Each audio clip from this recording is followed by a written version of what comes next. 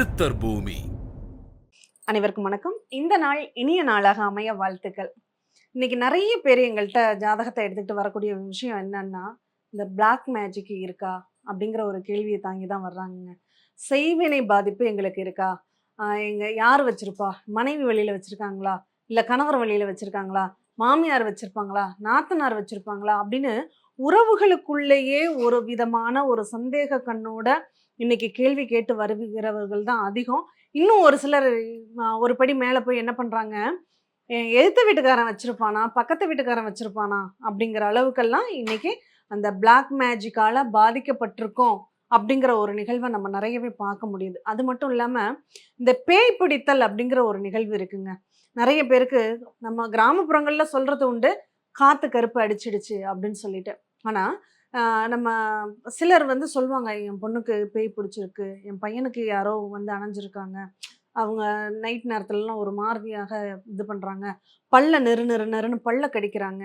அப்படிங்கிற மாதிரியான நிகழ்வுகள்லாம் நீங்க நெறையவே கேள்விப்பட்டிருப்பீங்க. சரி, இதுக்கும் நம்ம ஜாதக ரீதியாக உள்ள நிலைகளுக்கும் தொடர்புகள் இருக்கு அப்படின்னு கேட்டோம்னா, நிச்சயமாக உண்டு அப்படின்னு தாங்க சொல்லணும்.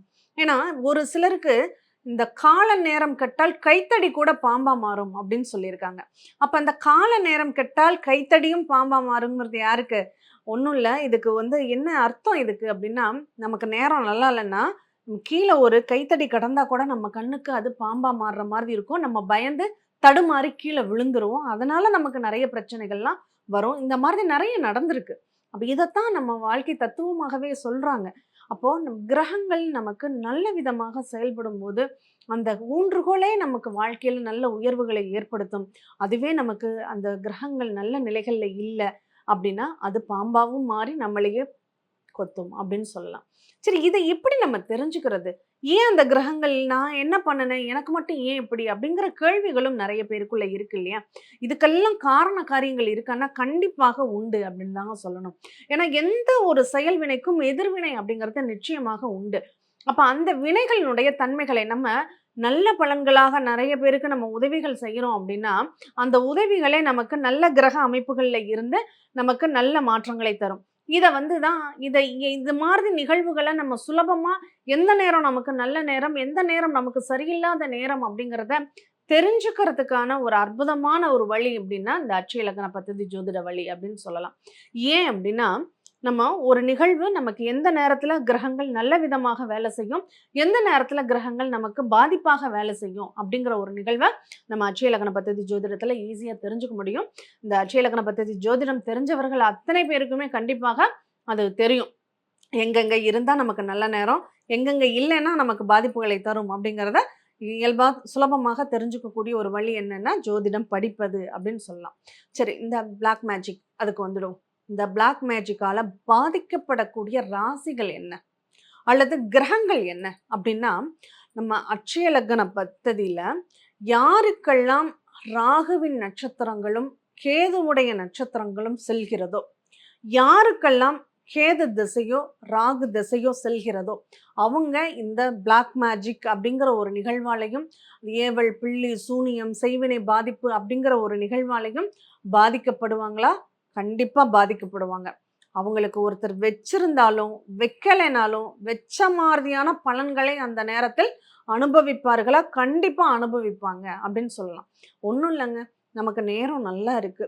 இதுவே அஸ்வினி நட்சத்திரத்திலயோ, மகம் நட்சத்திரத்திலயோ, மூல நட்சத்திரத்திலயோ உங்களுக்கு அந்த லக்னம் அட்சய லக்னம் பயணிக்கக்கூடிய காலகட்டங்கள்ல கேதுவின் தசையும் நடக்குது. அதுவும் கேது நிற்கக்கூடிய நிலை உங்களுக்கு சாதகம் இல்லாமல் இருக்குன்னா, கண்டிப்பா நீங்க அந்த பிளாக் மேஜிக் சம்மந்தப்பட்ட நிகழ்வுகளால உங்க வாழ்க்கையில நல்ல ஓஹோன்னு வாழ்ந்த ஒரு நிலை தாண்டி ரொம்ப அடிமட்டத்துக்கு போய், அதாவது வெளியில காமிச்சுக்க முடியாமல் அந்த உள்ளுக்குள்ள குமுறக்கூடிய நெறைய பேர் ஜாதகங்கள நாங்க பார்த்துருக்கோம். அவங்க வெளிப்பார்வைக்கு இவங்கள்ட்ட எல்லாமே இருக்குங்கிற ஒரு தோற்றத்தை குடுத்தாலும், அது வந்து அவங்க ஐபி குடுக்குற நிலையை விட ரொம்ப கீழான நிலையிலயும் இன்னைக்கு இருக்கிறதையும் நம்மளால பார்க்க முடியுது. அப்போ இந்த அவமானங்களை எல்லாம் இப்போ நல்லா இருக்கிறவங்களுக்கு ஒரு திடீர்னு ஒரு நஷ்டம் ஏற்படுதுன்னா, அடுத்து அவங்களுக்கு எதிர்ப்புகளும் நெறைய இருந்திருக்குன்னா, அடுத்து அவங்க யோசனை எப்படி போகும்? நமக்கு யாரோ ஏதோ பண்ணி வச்சுட்டாங்க, அப்படிங்கிற அளவுக்கு போகும். அது உண்மையாக இருந்தாலும் உண்மையற்றதாக இருந்தாலும் அவங்களுக்கு அந்த நேரத்துல அந்த மாதிரி நிகழ்வுகள் நடக்குமானா நிச்சயமாக நடக்கும். அப்பதான் சில அமானுஷ்யமான நிகழ்வுகளால பாதிக்கப்படுவாங்க. எனக்கு தெரிஞ்சு இப்போ போன வாரத்துல ஒரு பொண்ணு என்கிட்ட ஜாதகம் பார்க்க வர்றாங்க.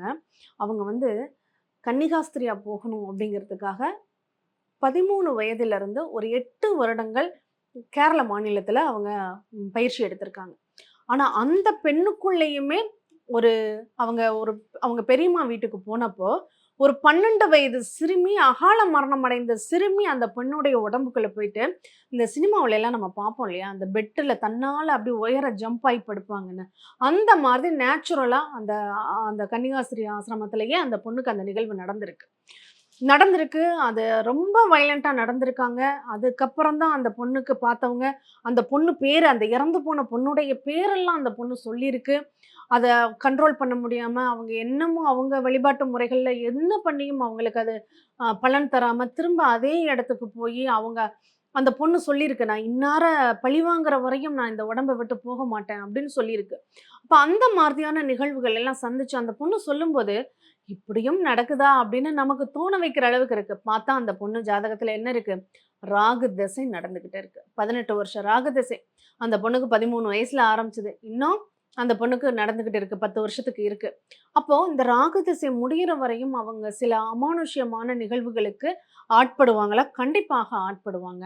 இப்ப இத வந்து நம்ம முன்னாடியே தெரிஞ்சுக்கிட்டோம்னு வச்சுக்கோங்களேன், அவங்களுக்கு அந்த தெய்வ பலத்தை வலுப்படுத்துவதற்கான பரிகாரங்கள நம்மளால சொல்ல முடியும். என்ன சொல்லலாம்? ராகுவின் தன்மைகளை நம்ம சரி செய்வதற்கு நம்ம என்ன பண்ணணும் அப்படின்னா, அதர்வண காளியை தான் நம்ம பிடிக்கணும். நம்ம பத்ரகாளியாக இருக்கலாம். அதர்வணத்திற்கே காளி யாரு அப்படின்னா, அவங்க வந்து பிரத்திங்கரா தேவி அப்படின்னு சொல்லலாம். அவங்க வந்து பிரத்திங்கரா வழிபாடு பண்றாங்க அப்படின்னா, இந்த ராகுவினுடைய தன்மைகள்ல ஏற்படக்கூடிய நிகழ்வுகளை அவங்க சுலபமாக சரி செய்ய முடியும். யாருக்கெல்லாம் ஒரு மாதிரியாக வைப்ரேட் ஆகி அவங்க தன்னை மறக்கிற நிலைக்கு என்ன பண்றோன்னே தெரியாத நிலைக்கு போறாங்களோ, அமானுஷ்யங்களால பாதிக்கப்பட்டிருக்கோம்னு தோணுதோ, இல்ல ஏவல், பில்லி, சூனியங்களால, பிளாக் மேஜிக்கால நம்ம பாதிக்கப்பட்டிருக்கோம்னு தோணுதோ, அவங்க எல்லாமே இந்த பிரத்யங்கிரா வழிபாடு செய்யலாம். கண்டிப்பாக அது உங்களுக்கு சாதகமான பலன்களை ஏற்படுத்தும். இந்த பிரத்யங்கிரா ஆலயங்கள்லேயே நெறைய ஆலயங்கள் இப்போலாம் நடைமுறையில இருக்கு. நெறைய ஆலயங்கள்ல ஹோமங்கள் நடத்திக்கிட்டு இருக்காங்க. சதச்சண்டி மகா யக்ஞம் நடத்திக்கிட்டு இருக்காங்க. எங்கேயாவது இந்த சதச்சண்டி மகா யஜ்யம் நடக்குது அப்படின்னா, அந்த மகா யஜ்யத்துல போய் கலந்துக்கோங்க. இந்த சதச்சண்டியில யாருக்கு இந்த நன்மைகள் கிடைக்கும் அப்படின்னா, இப்ப ஆண்கள் இந்த பிளாக் மேஜிக்கால பாதிக்கப்பட்டிருக்காங்கன்னு வச்சுக்கோங்களேன். அவங்க வந்து இந்த பிரத்திங்கராவுடைய மகா யஜ்யங்கள்ல அவங்க கலந்துக்கலாம். அவங்க கலந்துக்கிறதுனால என்ன ஆகும்? அ ஒரு பரிகாரம் அப்படிங்கும்போது, ஆண்கள் வந்து பெண் தெய்வங்களையும், பெண்கள் வந்து ஆண் தெய்வங்களையும் பிடிக்கிறாங்க அப்படின்னா, அவங்களுக்கு அந்த பலிதம் அந்த சீக்கிரமாக அவங்களுடைய பலன்கள் கிடைக்குங்க. அதனால இந்த பிரத்திங்கரா வழிபாடு, அதுவும் இந்த சண்டி ஹோமம் எங்கெல்லாம் நடக்குதோ, அங்கெல்லாம் அதுவும் சதச்சண்டி அப்படிங்கிறது அந்த 100% பலன்களை தரக்கூடியது. அந்த ஹோமம் எங்கெல்லாம் நடக்குதோ, அங்க போய் நீங்க வழிபாடுகள் பண்ணுங்க. கண்டிப்பா உங்க வாழ்க்கையில ஒரு நல்லதொரு மாற்றம் ஏற்படும். அப்படி அந்த சதச்சண்டி நிகழக்கூடிய ஒரு இடம் எனக்கு தெரிஞ்ச ஒரு இடம் இருக்கு. சிவகங்கை மாவட்டத்துல சொக்கநாதபுரம் அப்படிங்கிற ஊர்ல ஒவ்வொரு ஆனி மாதமும் அமாவாசையோடு இணைஞ்சு அந்த 3 நாள் அமாவாசைக்கு முன்பு 3 நாட்கள் இந்த சதச்சண்டி மகா யஜ்யம் அப்படிங்கிறத அவங்க செய்வாங்க. அந்த 3 நாட்கள் தொடர்ச்சியாக நிறைய அந்த ஹோமம் எல்லாம் பண்ணுவாங்க. அன்னதானங்கள்லாம் இருக்கு. அதுல தவறாமல் வாய்ப்பு இருக்கிறவங்க கலந்துக்கோங்க. ராகு திசை யாருக்கெல்லாம் நடக்குதோ அவங்கெல்லாம் இந்த ஹோம யஜ்யங்கள்ல நடந்துக்கலாம். அட்சய லக்ன புள்ளி யாருக்கெல்லாம் பயணம் செய்கிறதோ அவங்களும் இந்த ஹோமத்துல கலந்துக்கலாம். அந்த பிரத்திங்கராவுடைய அனுகிரகம் எல்லாருக்கும் கிடைக்க வேண்டும் அப்படின்னு நாங்களும் பிரார்த்தனை பண்ணிக்கிறோம். இந்த பிளாக் மேஜிக்ங்கிற ஒரு நிகழ்வு நம்மளை வந்து நம்ம உணர்ந்தால் அது நம்மளை பிடிக்காமல் தடுக்கக்கூடிய ஒரு நிகழ்வாக இருக்கும். அதை தெரிஞ்சுக்கிறதுக்கு அட்சய லக்ன பத்ததி ஜோதிடம் படிங்க. நன்றி. சித்தர் பூமி